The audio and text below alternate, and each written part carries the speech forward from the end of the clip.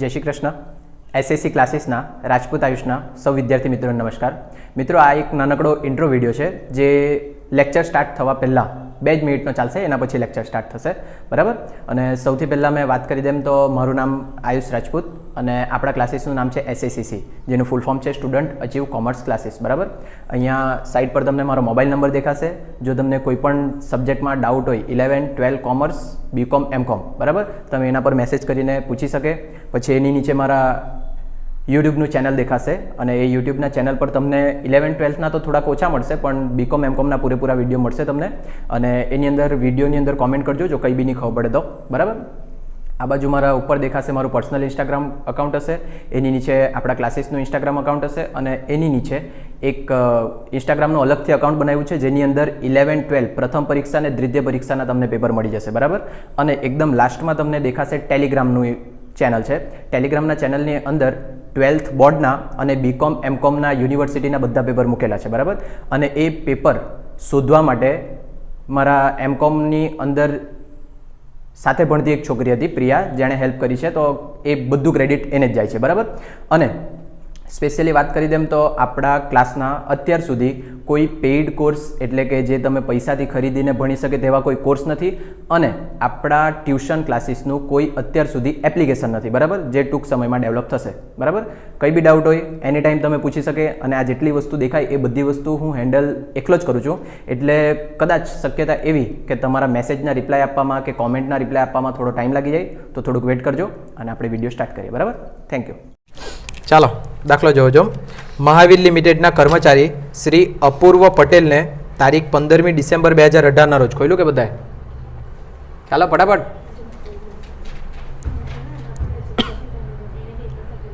ચાલો 2018ના રોજ નિવૃત્તિ વખતે 1972ના ગ્રેજ્યુટીની ચૂકવણી ધારા હેઠળ આ હું લખ્યું 1972ના ધારા હેઠળ એવું આવવા જોઈએ. ગ્રેજ્યુટીની ચૂકવણી કેટલી છે? 1,80,000 કે 18 લાખ છે? 18 લાખ. 18 લાખની ગ્રેજ્યુટી મળે છે. તેઓ આ કંપનીમાં 29 વર્ષ અને 8 માસ સુધી નોકરીમાં હતા. નિવૃત્તિ વખતે તેમને મોંઘવારી ભથ્થા સહિતનો માસિક પગાર આટલો મળ્યો છે. શું તેમને મળેલ ગ્રેજ્યુટીની બધી રકમ આવકવેરામાંથી મુક્ત ગણાશે? પ્રશ્નાર્થ ચિહ્ન. ચાલો તો પહેલાં ગ્રેજ્યુટીના કાયદા યાદ કરી લે કે તમે યાદ કરાવે કે મેં કરાવું? હા, પાના પલટાવીને તો આલ્બર્ટ આઇન્સ્ટાઈન બી કહી દેતે, સાયન્સ વાળો બી. આજે ક્યાં જવાનું નેન્સી? કઈ જગ્યાએ? એ તો દેખાઈ જાય, જ્યાં હોવા ત્યાં દેખાઈ જાય. તું ચાલો. હા જ ને, મેં તો ફરિયાદ કર્યો, મેં તો કીધેલું, પણ મારી તો જિંદગી સેટ છે ને. તમારી તો હજુ બાકી છે, તમારે તો હજુ લગન બગન બાકી. વિડીયો વાળાને થોડી ખબર. ચાલો બોલો ગ્રેજ્યુટીનો કાયદો. કાલે મેં જાતા જાતા તમને કીધેલો ગ્રેજ્યુટીનો કાયદો લખાવેલું બી છે, તેના પરથી મને કહો. જલ્દી કરો, વિડીયો લાંબો થાય તો સ્ટોરેજ ફૂલ થાય મારી, પછી એડિટ કરતી વખતે થોડીક ત્રાસ લાગે. ચાલ પ્રિન્સ રાજા નો છોકરો.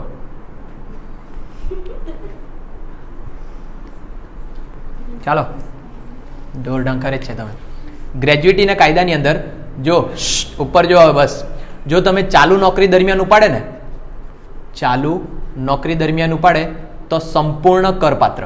સંપૂર્ણ કરપાત્ર એટલે તમારી નોકરી ચાલુ છે અને તમે ગ્રેજ્યુટી લઈ લીધી 10, 20, 50 લાખની, તો એના પર પૂરેપૂરા પર ટેક્સ આપવા પડે, બરાબર. પછી બીજું આવે નિવૃત્તિ કે મૃત્યુ વખતે. જો નિવૃત્તિ કે મૃત્યુ વખતે હોય ને તો એના પર ટેક્સ આપવા પડે, પણ એમાં પાછા 2 ભાગ પડે. એક સરકારી કર્મચારી અને બીજો બિન સરકારી અથવા તો પ્રાઇવેટ એમ કહેવું તો ચાલે. બહુ દૂર દૂર લખી લીધો, બાજુમાં દાખલા માટે જગ્યા બી રાખીએ.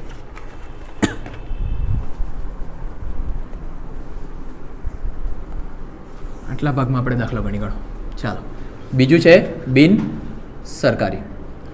જો સરકારી કર્મચારી હશે ને નિવૃત્તિ કે મૃત્યુ વખતે ગ્રેજ્યુટી લીધી હશે તો એના માટે કાયદો કંઈ સંપૂર્ણ કર મુક્ત, એટલે કે આણે ટેક્સ આપવાનું નહીં, આણે પૂરેપૂરા પર આપવાનું, આણે ટેક્સ નહીં આપવાનું.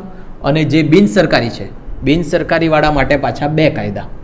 2 કાયદામાં એક કાયદો જે 1972માં આવતો હોય અને એક કાયદો જે 1972માં ન આવતો હોય. ખબર પડે આટલું? ભાગ છૂટા પાડે તે બોલવા કરતાં લખેલું હોય તો વધારે જલ્દી ખબર પડે. ગ્રેજ્યુટી જો ચાલુ નોકરીએ ઉપાડી હોય તો પૂરેપૂરી ગ્રેજ્યુટી પર ટેક્સ આપવા પડે. જો નિવૃત્તિ કે મૃત્યુ વખતે લીધી હોય તો 2 ભાગ પાડવાના. સરકારી હશે તો એણે આપવાનું જ નહીં ટેક્સ, બિન સરકારી હશે તો તેના માટે આ 2 કાયદા લાગુ પડે. એ 2 કાયદામાં પાછી 3 શરત છે. 3 શરતમાં ત્રીજી શરત વધુમાં વધુ 20 લાખ. જોઈ લો ને એક વખત કન્ફર્મ. આવ્યો છે આપણો ઊંચો. દોડ જલ્દી.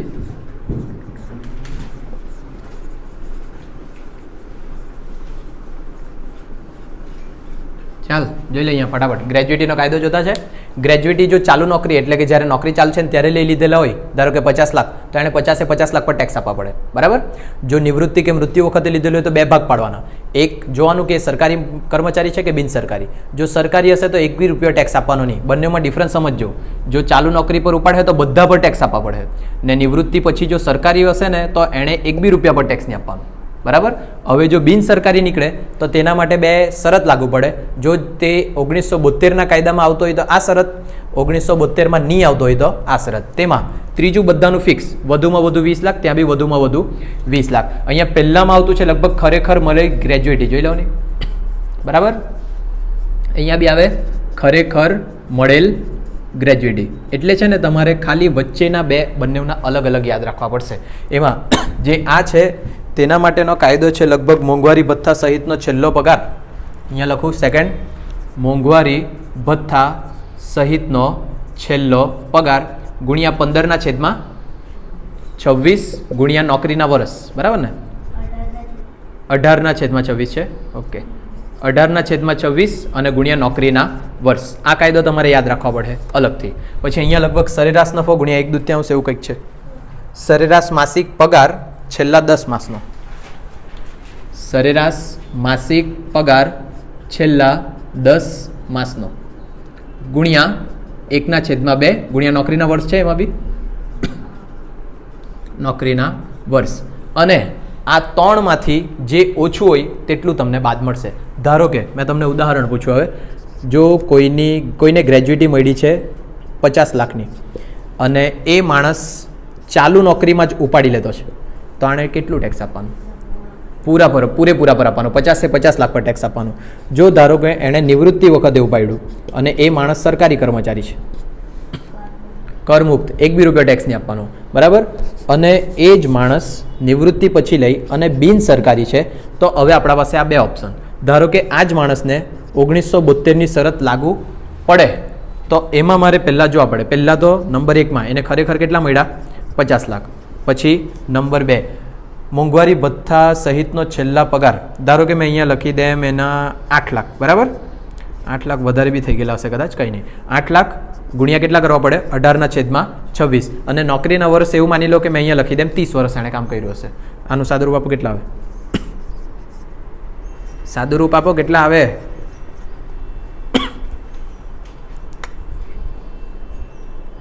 અંજલિ પછી મારી લાકડી આવે એમ. એ કળાવે તમારી કેલ્સી. કેટલા આવ્યા છોકરા? 24 લાખ. અને ત્રીજું વધુમાં વધુ 20 લાખ. તો આ 3માંથી જે ઓછું હોય તેટલું તમને બાદ મળે. એટલે આમાંથી 20 લાખ બાદ મળશે તો તમારે કેટલા પર ટેક્સ આપવાનું? 30 લાખ પર.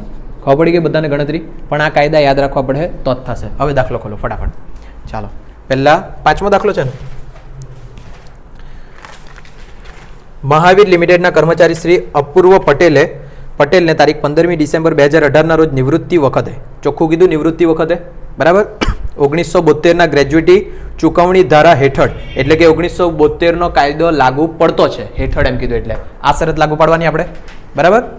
અને ઉપર કોઈ જગ્યાએ સરકારી કર્મચારી એવું તો કીધેલું નહીં મળે, એટલે આપણે બિનસરકારી સમજવાનું છે.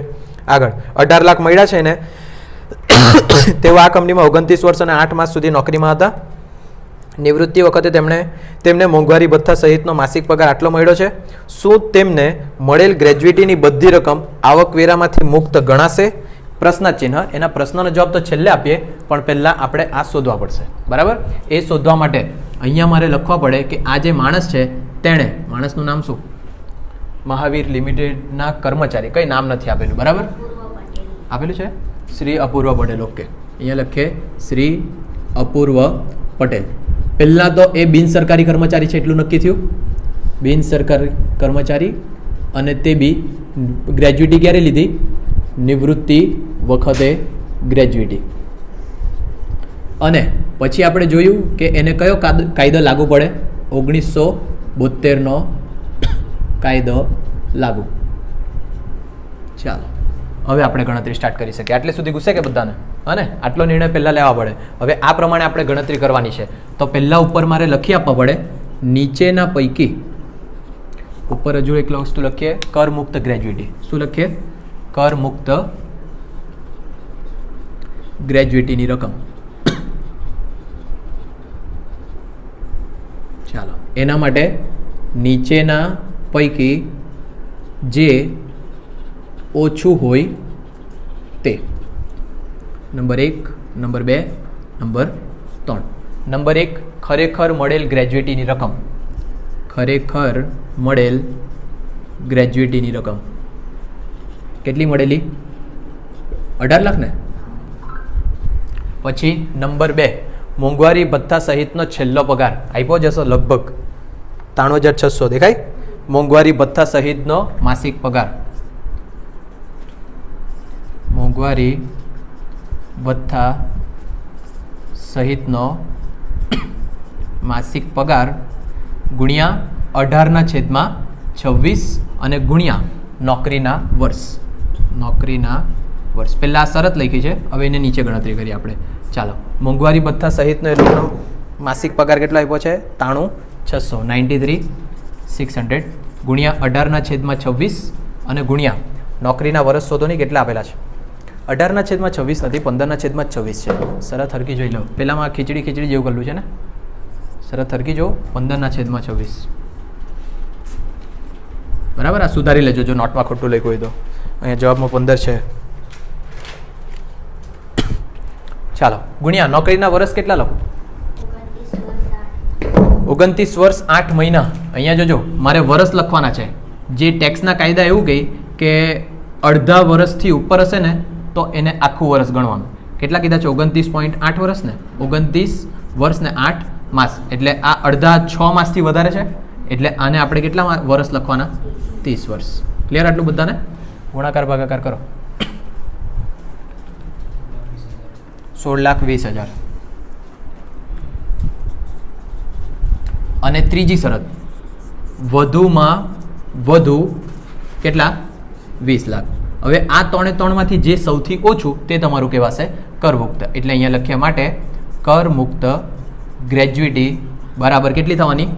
16,20,000. તો હવે જો મારે કરપાત્ર ગ્રેજ્યુટી શોધવી હોય, કરપાત્ર ગ્રેજ્યુટી મને મળ્યા 18 લાખ ગ્રેજ્યુટીના, એમાંથી કરમુક્ત કેટલી? 16,20,000. તો કરપાત્ર કેટલી?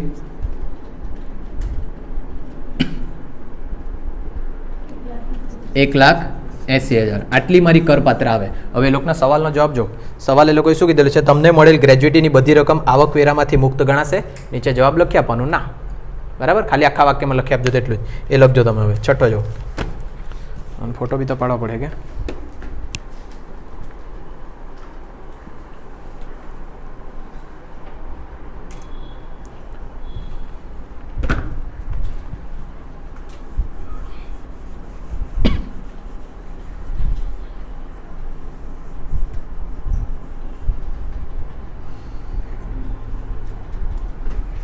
ચાલો જોઈએ છઠ્ઠો. શું થયું? કાંઈ થયું? બરાબર છે ને? ચોખ્ખો છે ને શર્ટ? તો કાંઈ તકલીફ તો નહીં મળે શર્ટમાં? હા, ચાલો. શ્રી પંકજ 32 વર્ષ અને 6 માસની નોકરી પછી 31/3/19 રોજ નિવૃત્ત થયા. તે જ દિવસે તેમને ગ્રેજ્યુટી તરીકે આટલા રૂપિયા મળ્યા. નિવૃત્તિ વખતે મળ્યા, ચોખ્ખું ખબર પડ્યું. બરાબર, સરકારી કર્મચારી જેવું તો કંઈ કીધું જ નહીં મળે, એટલે બિન સરકારી કર્મચારી જ છે. નિવૃત્તિ અગાઉના 10 માસનો સરેરાશ માસિક પગાર 50,000 મળ્યો હતો. બરાબર, સરેરાશ માસિક પગાર આપી દીધેલો છે 50,000. શું તેમને મળેલી ગ્રેજ્યુટી કરમુક્ત ગણાશે? Question mark. જો તેમને 8 લાખ ગ્રેજ્યુટી મળી હોત તો પરિસ્થિતિમાં 100 ફેર પડેલો હોત. બે સવાલ છે આની અંદર, પણ પહેલાં તો કોઈ જગ્યા 1972નો કાયદો લાગુ પડે એવું કીધું નહીં કીધું તો આપણે આપણી મરજીથી લાગુ પાડી શકીએ નહીં. તો અહીંયા આપણે લખવા પડે 1972નો કાયદો લાગુ પડતો નથી. ખબર પડે ક્યારે લાગુ પાડવાનો ને ક્યારે નહીં. હા ને, આના આગળના જે દાખલો ગણ્યો તેની અંદર એ લોકોએ ચોખ્ખું કીધેલું હતું 1972નો લાગુ પાડવાનું. જો નહીં કીધેલું હોય તો આપણે લાગુ પાડવાનું નહીં. માણસનું નામ શું છે? પંકજ. અહીંયા લખીએ શ્રી પંકજ. એ શ્રી પંકજ બિન સરકારી કર્મચારી જ છે અને નિવૃત્તિ વખતે ગ્રેજ્યુએટી લીધી છે. 1972નો કાયદો લાગુ પડતો નથી. એટલે પહેલાં આપણે ગણીએ કર મુક્ત ગ્રેજ્યુએટીની રકમ. એના માટે નીચેના પૈકી જે ઓછું હોય તે. પણ હવે આ વાળી શરત લાગે. ખબર પડે? અને એ શરતમાં પહેલું ખરેખર મળેલ ગ્રેજ્યુએટી જવાની. બરાબર? કેટલી મળી ખરેખર? 12,33,667. 12,33,667. ચાલો, એના પછી બીજી શરત ચેન્જ થઈ જાય. બીજી શરતમાં હવે આવશે સરેરાશ માસિક પગાર જેવું કંઈક. સરેરાશ માસિક પગાર તે બી કેટલા વર્ષનો? 10 વર્ષનો ગુણ્યા 1/2 ગુણ્યા નોકરીના વર્ષ. ચાલો, સરેરાશ માસિક પગાર આપેલો જેવો હતો 50,000 ગુણ્યા 1/2 ગુણ્યા નોકરીના વર્ષ. બોલો, ટેક્સના કાયદા બહુ અજીબ છે. 33 લઈ લેવાનું. અહીંયા જો ધ્યાન રાખજો, 32 વર્ષ અને 6 માસ.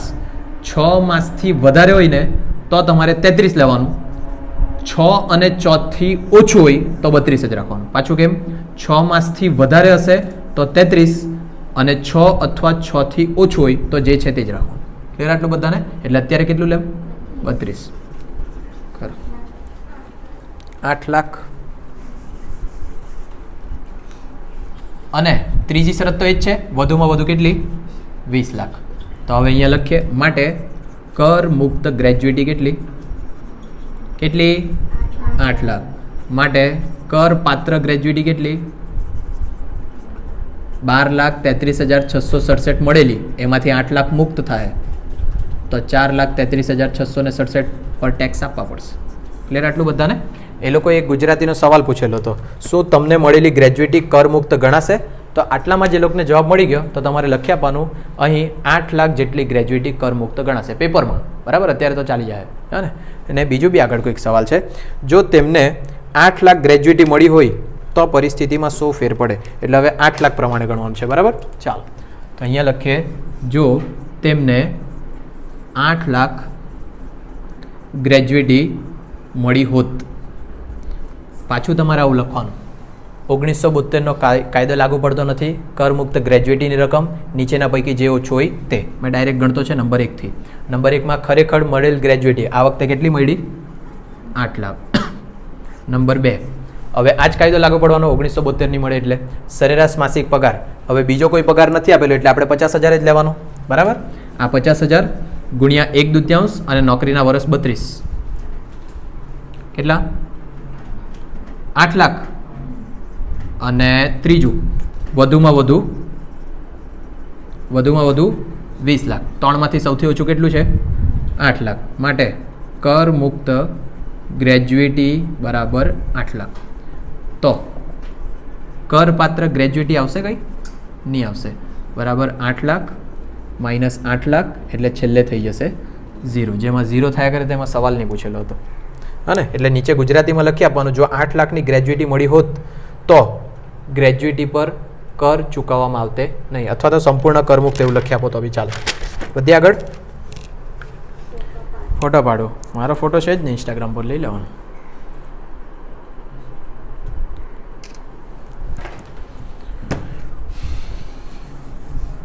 હેલું જ લાગ્યા કરે ને? હા કે ના? મોડે કોણ કરે? પણ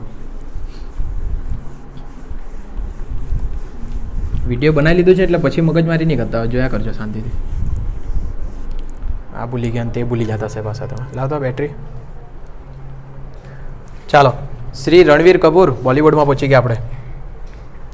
શ્રી રણવીર કપૂર કુલ 24 વર્ષ અને 8 માસની નોકરી કરીને આરકે લિમિટેડમાંથી તારીખ 11/9/18ના રોજ નિવૃત્ત થયા. અગાઉના માલિક પાસેથી 10 વર્ષની નોકરી અંગે તેમને કોઈ ગ્રેજ્યુએટી મળી નથી બિચારો. નિવૃત્તિ સમયે તેમણે 9,50,000ની ગ્રેજ્યુએટી મળેલી છે. આ કઈ પહેલાં મળેલી નહીં મળે એમ કે પછી અંગે મળી 10 વર્ષની નોકરી અંગે તેમને કોઈ ગ્રેજ્યુટી મળી નથી. નિવૃત્તિ સમયે તેમને 9,50,000ની ગ્રેજ્યુટી મળેલી છે. 9,50,000 ગ્રેજ્યુટી મળી એવું માનીએ આપણે અને આગળ વધીએ. તારીખ 1/1/18 પહેલાં તેમને માસિક મૂળ પગાર 40,000 લેખે મળતો, એટલે કે મહિનાનો પગાર એનો 40,000 હતો. પછી જે તારીખ 1/1/18થી વધારીને 45 કરી મૂક્યો. ઓહો, કેટલા ટાઈમમાં જો નહીં 1/1/18 પહેલાં ઓકે 40 મળતો ને એ તારીખથી એનો વધી ગયો 45 થઈ ગયો. ઠીક છે. આ ઉપરાંત તેમને મોંઘવારી ભથ્થા પેટે માસિક 5,625 આપવામાં આવતા, એટલે કુલ પગાર અલગ થઈ જશે. હા ને, જો કુલ પગાર જોઈતો હોય તો આ 40 ને પહેલાં મોંઘવારી ભથ્થો બી પ્લસ કરવા પડશે ને, બરાબર. આપવામાં આવ્યો જેનો સમાવેશ પ્રોવિડન્ટ ફંડ માટે પગારમાં કરવામાં આવ્યો હતો. 1/1/18 પહેલાં મોંઘવારી ભથ્થાનો દર 5,000નો હતો. ગ્રેજ્યુટીની ગણતરી કરો. હું જેવું કરીએ હવે તમે કહી તેમ. પહેલાં તો મને કહો, આ જે ગ્રેજ્યુટીની બધી શરત લખી છે એ બધી શરતમાંથી કઈ શરત લાગુ પડે? ક્યાં તો ડાયરેક્ટ કહેતા હોય કે ટેક્સ આપવાનું પૂરેપૂરા પર કે નહીં આપવાનું એવું કંઈ કહેતા હોય તો તે પ્રમાણે તમારે માન રાખીએ.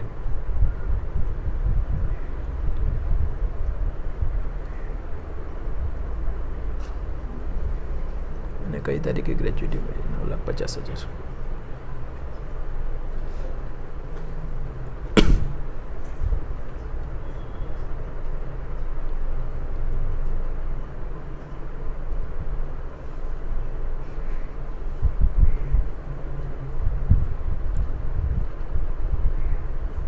ધોવાઈ ગયા?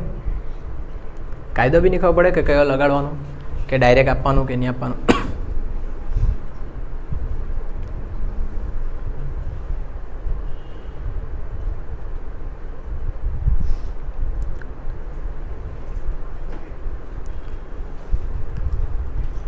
જલ્દી કરો નહીં. 1972માં નહીં આવે, બરાબર. આ કાયદો લગાડવાનો. તો આ કાયદા પ્રમાણે આપણે બધી વિગત જોઈએ. ખરેખર મળેલ ગ્રેજ્યુટી કેટલી?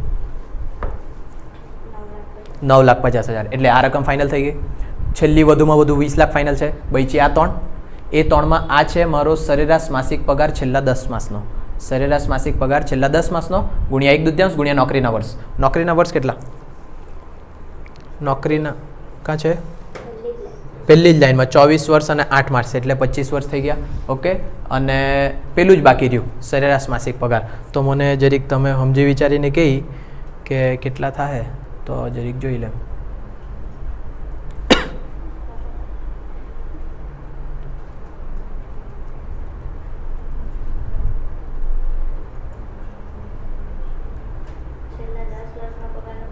દસ વર્ષ 10 માસ, છેલ્લા 10 માસનો પગાર લખવાનો 40,000. કેવી રીતના લઈ આવી? તો આટલું ખતરનાક. છેલ્લા 10 માસનો પગાર નહીં લખવાનો, છેલ્લા 10 માસનો સરેરાશ પગાર લખવાનો. એટલે 40 બધાનો સરવાળો કરીને ભાગ્યા 10 કરીએ તે રીતે. તો હોશિયાર વિદ્યાર્થીઓ બોલે, આપણો વિડીયો લાંબો થાય એટલે વધારે ટાઈમ નહીં બગાડવાનો. ચાલો પેલા માણસનું નામ લખાઈ લેવો. શ્રી કોણ છે? રણવીર કપૂર. ઓહો, શ્રી રણવીર કપૂર. એ બી નિવૃત્તિ વખતે પેલું લેતો છે, પણ આપણે પહેલાં લખી દે કયો કર્મચારી છે? બિન સરકારી કર્મચારી. અને નિવૃત્તિ વખતે એણે શું લીધેલું છે? ગ્રેજ્યુટી. એટલે એને કયો કાયદો લાગુ નહીં પડે? 1972નો કાયદો લાગુ નથી, કેમ કે કોઈ સ્પષ્ટતા નથી. ચાલો હવે આપણે એની ગણીએ કર મુક્ત ગ્રેજ્યુટીની રકમ. કરમુક્ત ગ્રેજ્યુટીની રકમ માટે શરત નંબર 1, ખરેખર મળેલ ગ્રેજ્યુટી. કેટલી મળેલી છે ખરેખર? 9,50,000. ચાલો પછી બીજી જે શરત છે, સરેરાશ માસિક પગાર છેલ્લા 10 માસનો, વર્ષનો નથી, 10 માસનો ગુણ્યા 1/2 ગુણ્યા નોકરીના વર્ષ. નોકરીના વર્ષવાળી શરત હરકી જોવા પડે. અને નંબર 3 વધુમાં વધુ 20 લાખ. તો ટૂંકમાં તમે જોઈને તો અહીંયા ખાલી એક જ વસ્તુ નક્કી કરવાની રહે. નોકરીના વર્ષ કેટલા કીધા તમે? 25, બરાબર ને? કેમ?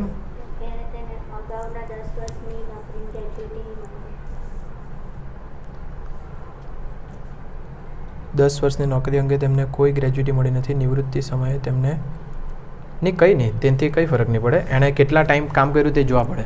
બાકી આવું કંઈ કોઈ તો જોઈ લેવાનો, એટલે કંઈક મને બી તમારા પાસેથી નવું શીખવા મળી શકે. પણ હવે જોઈ લો કે ગ્રેજ્યુટી કઈ તારીખે મળી અથવા તો નિવૃત્ત કઈ તારીખે થયો એ 11/9/18. જોજો અહીંયા બધા કંઈ તમને ખબર પડવાની મળે જાતે. એટલે 11/9/18 જો ભાઈ નિવૃત્ત થાય તો એના આગળના 10 માસ ખબર અને સરેરાશ માસિક પગાર છેલ્લા 10 માસનો, એટલે આના આગળના 10 માસ, એના આગળના 10 માસ એટલે આપણે ઊંધું જો જાય તો 8મો મહિનો પહેલો થાય, બરાબર. 7, 6, 5 એમ કરીને આપણે કેટલા માસ લખવા પડે? 10. ને પછી એનો પગાર જોવા પડે કે કેટલો પગાર છે. તો પહેલાં મેં અહીંયા લખું માસ, અહીંયા થોડીક જગ્યા રાખીએ જ્યાં આપણે છેલ્લે કરપાત્રવાળું ને એવું ગણી શકીએ. થોડુંક હજુ નીચેથી અહીંયા લખું માસ. તો ઊંધી ગણતરી કરીને જોઈ લો કે પહેલું કયું આવશે, બરાબર. અહીંયા સાઈડ પર પહેલાં ગણીએ. પહેલાં 8, 7, 6, 5, 4, 3, 2, 1, 1, 2, 3, 4, 5, 6, 7 ને 8 થયા. હજુ કેટલા બાકી? 2. તો હવે અહીંયા 12 ને 11 થઈ જાય, ખબર પડે મહિના બધાને, હા. તો હવે આ રિટાયર થયો, 18 રિટાયર થયો, બરાબર ને. તો આ બધા 18, 18, 18 આવશે. અને જ્યારે અહીંયા પૂછશે ત્યારે કેટલા થઈ જાય? 17. આ ખબર પડ્યું હું લખ્યું મેં, હા ને. કાથી સ્ટાર્ટ કર્યું આપણે? પહેલાં તો 11/9 નિવૃત્ત થયો, એના આગળના 10 માસ, એના આગળના 10 માસ એટલે 9મો છોડો, 8થી સ્ટાર્ટ થવાનો. એટલે પહેલાં આપણે સાઈડ પર લખીને પહેલો માસ નક્કી કરી દીધો.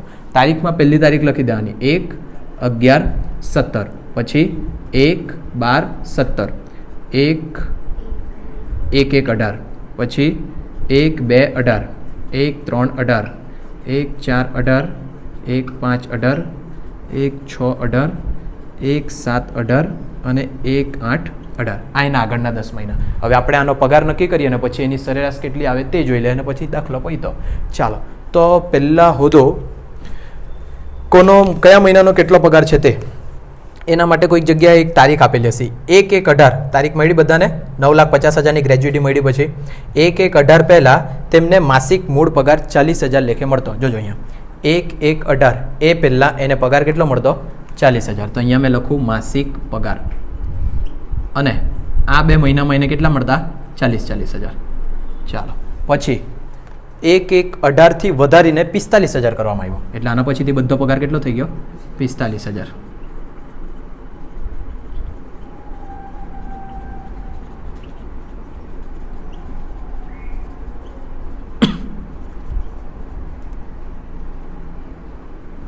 ચાલો આગળ.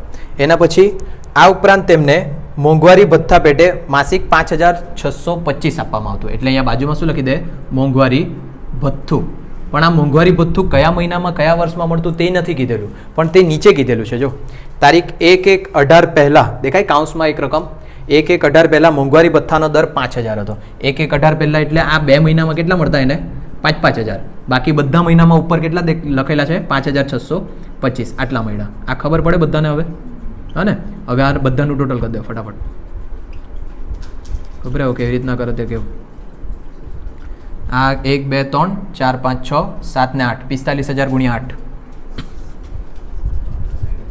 વત્તા 40 એટલે 80. 4,40,000. સેમ અહીંયા બી આવું કરો. 5,625 ગુણ્યા 8 45 વત્તા 5 ને 5 10 એટલે 55,000. બરાબર. ચાલો હવે અહીંયા લખીએ કુલ પગાર. મારે જોઈએ સરેરાશ પગાર જોઈએ, તો અહીંયા લખીએ કુલ પગાર બરાબર 4,40,000 પ્લસ કેટલા?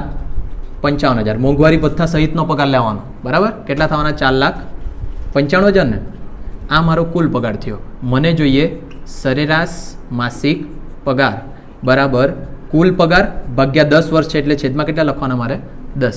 એટલે 4,95,000 ભાગ્યા 10 એટલે 49,500. બરાબર. આ મારા આવી ગયો સરેરાશ માસિક પગાર. એટલે અહીંયા આવશે 49,500.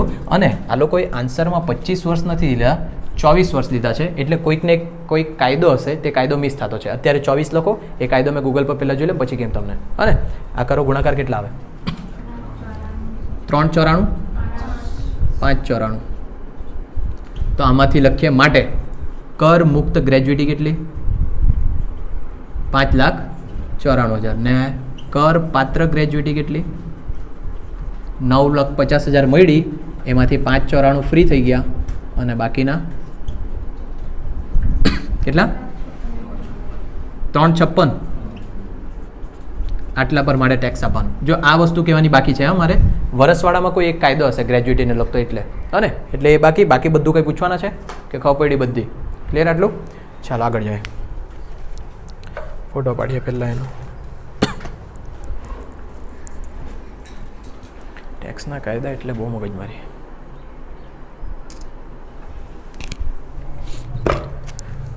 ચાલો શ્રી મોકલી લો કે આજે કે નહીં મોકલી લો. એનો બી શું છે ગ્રેજ્યુટી છે તો કંઈક બીજું જ આવી ગયું પેન્શન આવી ગયું.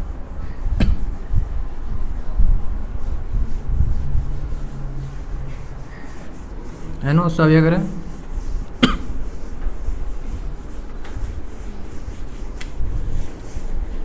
45,000ની સેલેરી પર કોણ કામ કરે એમ તો આપણે તો 2,000 રૂપિયાનું પેલું કેપેસિટી નહીં મળે. ચાલો શ્રી તારીખ 31/10/18 રોજ નિવૃત્ત થાય છે અને તેઓને માલિક તરફથી 8,75,000ની ગ્રેજ્યુટી મળે છે. તેમનું માસિક પેન્શન 24,000 નક્કી થયું.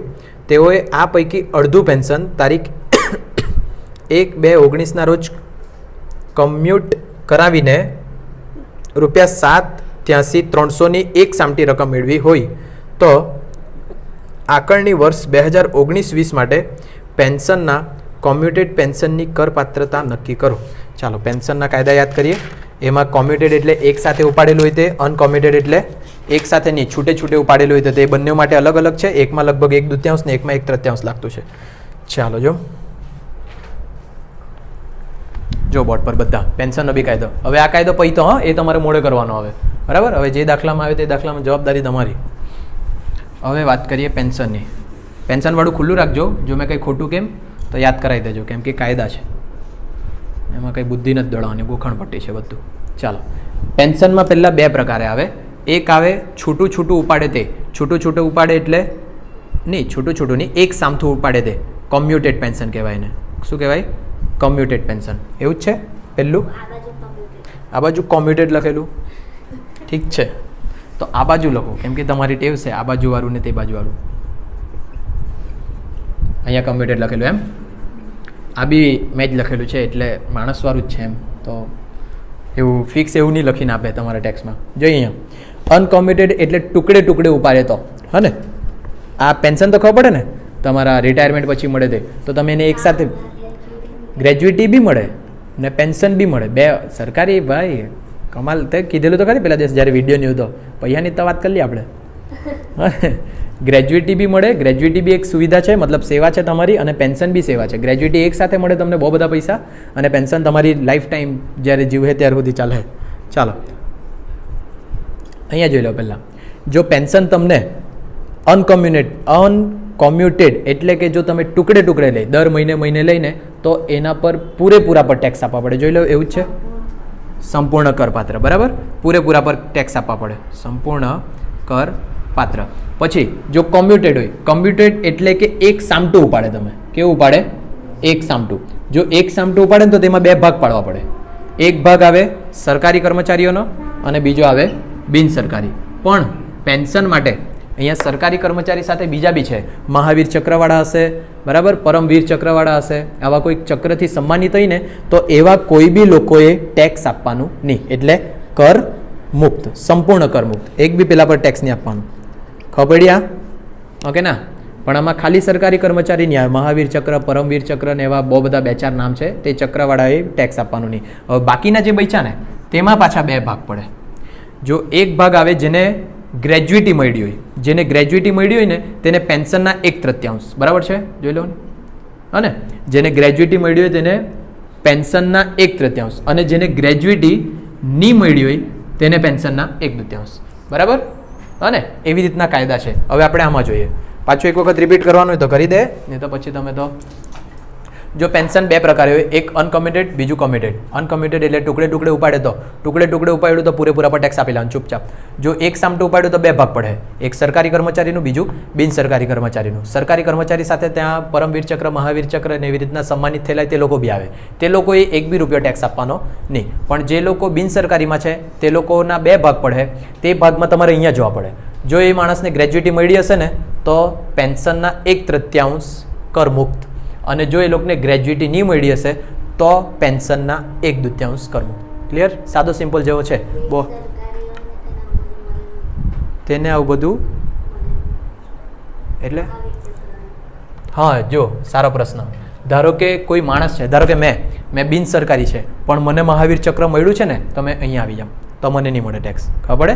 એટલે આ સરકારી પ્લસ બીજા મહાવીર ચક્રવાળા, એ મહાવીર ચક્રવાળો કોઈ બી હોઈ શકે, બિન સરકારી સરકારી કોઈ બી, નોકરી નહીં કરતો બી હોઈ શકે. હા ને? ક્લિયર આટલું બધાને? ચાલો, કંઈ બી મગજમાં સવાલ થાય તો પૂછજો, ગૂગલ છે મેં નહીં. શ્રી અ તારીખ, હવે વાંચીએ દાખલો. શ્રી અ તારીખ 31/10/18 રોજ નિવૃત્ત થયા અને તેઓને માલિક તરફથી 8,75,000ની ગ્રેજ્યુટી મળી છે. તેમનું માસિક પેન્શન, મહિનાનું પેન્શન કેટલું મળે એમને? 24,000. તેઓએ આ પૈકી અડધું પેન્શન તારીખ 1/2/19 રોજ કોમ્યુટ કરાવીને ₹783,300ની એક સામટી રકમ મેળવી હોય તો આકારણી વર્ષ 19-20 માટે પેન્શનના કોમ્યુટેડ પેન્શનની કર પાત્રતા નક્કી કરો. સવાલ જ એટલું ભંગાર પૂછે ને એ લોકો કે સમજતા રાત નીકળી જાય આપણી. હા ને? એક તો છે ને અલ્પ વિરામ ને એવું નહીં મળે, હરખું પૂર્ણ વિરામ નહીં મળે, બે વાક્ય એક હાથે જોડેલા. પણ આપણે સમજીએ ને તો એને માલિક તરફથી 8,75,000ની ગ્રેજ્યુટી મળી છે. બસ મોઢું બંધ રાખજો. માલિક તરફથી ગ્રેજ્યુટી કેટલી મળી? 8,75,000. તો કોઈ બી જગ્યા જશે, અહીંયા જોજો, કોઈ બી જગ્યા જશે તો કેટલા વડે? 1/3 વડે આવે, કેમ કે ગ્રેજ્યુટી મળી એને. બરાબર? જો આમાં ગયો તો, હા ને? બાકી આપણે ચેક કરવું કરમુક્ત છે કે નહીં. પણ જો આપણે ગણતરી કરવા પડી કરમુક્તિની તો 1/3 આવે. કેમ? ગ્રેજ્યુટી મળી છે એટલે. જો ગ્રેજ્યુટી નહીં મળેલી હોત તો આપણે કેટલી ગણતરી કરતે? 1/2. હજુ જોઈએ આગળ શું કીધું. પછી એમને માસિક પેન્શન 24,000 મળે, એટલે મહિને એને પેન્શન મળે 24,000. જો એ ટુકડે ઉપાડે તો મહિને કેટલા મળે એને? 24,000. ખબર પડે હવે? બરાબર? પછી હજુ આગળ જોઈએ. તેઓએ આ પૈકી અડધું પેન્શન તારીખ 1/2/19 રોજ કોમ્યુટ કરાવીને ઉપાડ્યું છે. જોજો અહીંયા અડધું પેન્શન ક્યારે? 1/2/19 આ તારીખે એણે એક સામટું ઉપાડ્યું. ખબર પડે? એક સામટું એટલે કેવું ઉપાડ્યું? કોમ્યુટેડ. તે બી કેટલું ઉપાડ્યું? 7,83,300. બરાબર? 1/2/19 રોજ કોમ્યુટ કરાવીને 7,83,300ની એક સામટી રકમ મેળવી હોય તો આકારણી વર્ષ 2019-20 માટેના પેન્શનના કોમ્યુટેડ પેન્શનની ગણતરી કરો. એટલે 19-20 આખું આપણે જોવા પડે. ચાલો દોઢ ઢંકારો જલ્દી. નામ બોલો માણસનું. અને 50 અડધું એટલે 50% જ કાઢ્યું. એક પેલું કરો નહીં, 7,83,300 ગુણ્યા 50% કરો ને કેટલા આવે?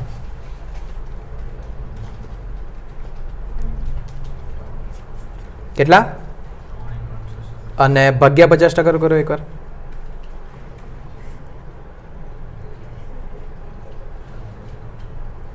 કેટલા? ભાગ્યા 50% કરવા કીધા. 7,83,300 ભાગ્યા 50%. પોઈન્ટમાં આવે 15,666 ભાગ્યા 3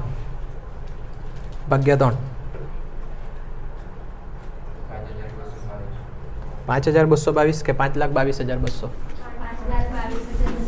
ચાલો ઠીક છે. કઈ વાંધો નહીં. પહેલા આપણે માણસનું નામ લખીએ. માણસ કોણ છે? શ્રી અ. પહેલી વખત શીખતા છે ને એટલે બહુ ડીપલી હરખું સમજાવવા પડે. શ્રી અ જે છે તે સરકારી કર્મચારીને તો વાત નહીં કરી, એટલે એ કેવો કર્મચારી?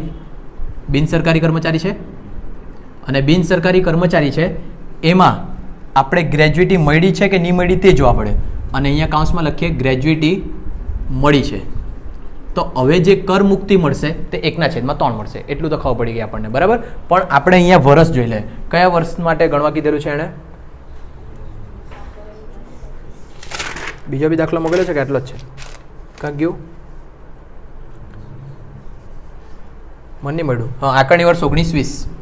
આકારણી વર્ષ 2019-20. તો પાછલું વર્ષ કેટલું? 18-19. ને આપણે ગણતરી કયા વર્ષની કરીએ?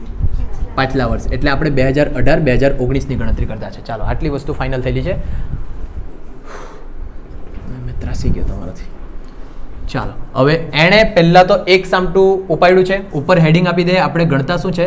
કર મુક્ત પેન્શનની રકમ.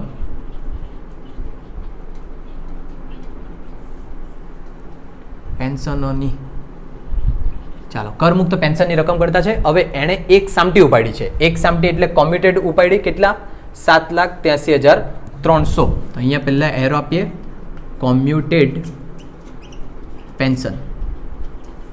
કોમ્યુટેડ પેન્શનમાં જોજો ચોખ્ખું શાંતિથી 7,83,300 જે ઉપાડ્યું તે કેવું છે અડધું છે. ખબર પડે એ લોકોએ ચોખ્ખું કીધું ને અડધું ઉપાડી દીધું. તો એનો અર્થ એવો થાય જ્યારે મેં આ ગણતરી કર્યા ત્યારે તમારે આખા પર ગણતરી કરવા પડે કે નહીં ખબર પડે. આજે મેં પેન્શનની ગણતરી કર્યા તે મેં આખા પર ગણતરી કર્યા એટલે જે આણે અડધું ઉપાડ્યું મારે આખું શોધવા પડે. એમ 50% વાળું જે તમારા કેલ્સી પર કરાવ્યું તેના કરતાં અહીંયાથી ડાયરેક્ટ ખબર પડે 7,83,300 અડધું હોય તો આખું એટલે ગુણ્યા 2 થઈ જાય. હા કે ના? હા ને એટલે ગુણ્યા 2 કરો એટલે અહીંયા આવી જશે કેટલા આવેલા 15 લાખ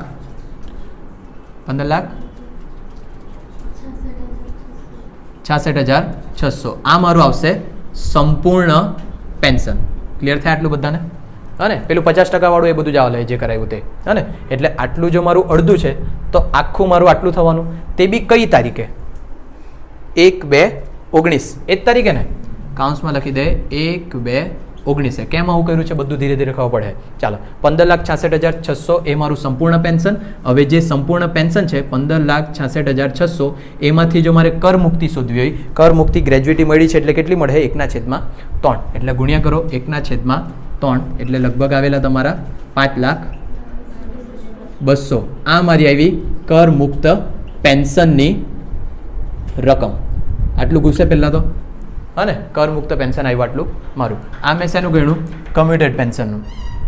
કમ્યુટેડ પેન્શનના એટલા. હવે વાત આવે અનકોમ્યુટેડ બોલાયા નહીં કરે એટલે તમે હસી મૂકવાના. ચાલો એવું જ પેન્શન. તો એ ભાઈ રિટાયર ક્યારે થયો તે જોઈ લો. હસી મૂકો તમે ગરીબ માણસ પર.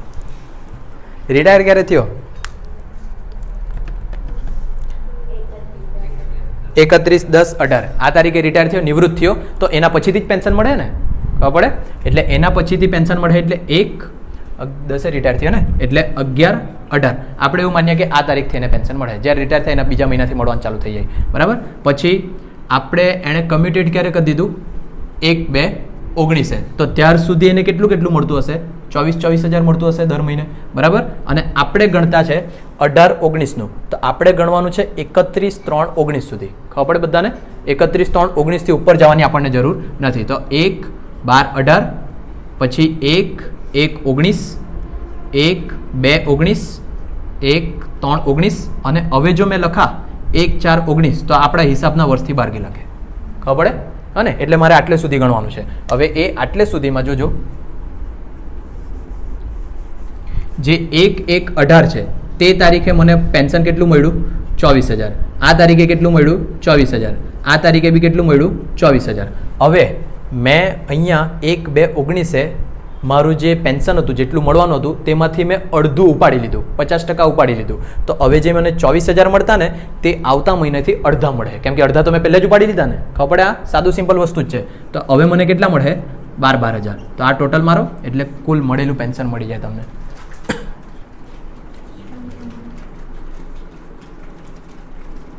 કેટલા 96,000. હવે એ લોકોના સવાલમાં જોઈએ ગણવા શું કીધેલું છે એ લોકોએ તે 19-20 માટે પેન્શનના કમ્યુટેડ પેન્શનની કર પાત્રતા નક્કી કરો. જો આ 96,000 પર તો પૂરેપૂરો ટેક્સ આપવા પડે કેમ કે ચોખ્ખો કાયદો જ છે ટુકડે ટુકડે ઉપાડે તો સંપૂર્ણ ટેક્સ આપવાનું.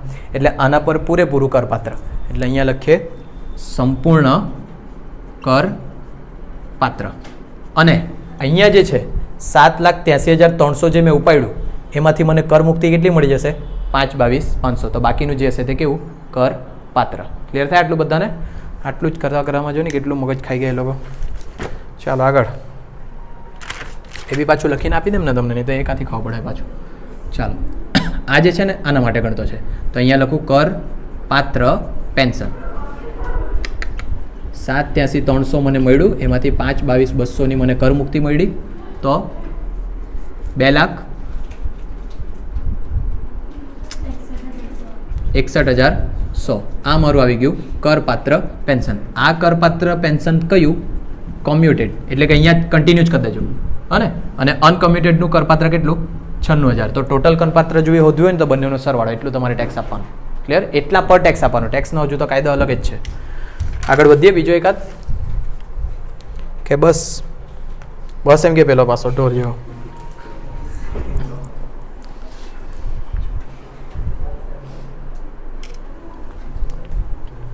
કઈ નહીં, 9-10 થી બાકી રાખે રહો.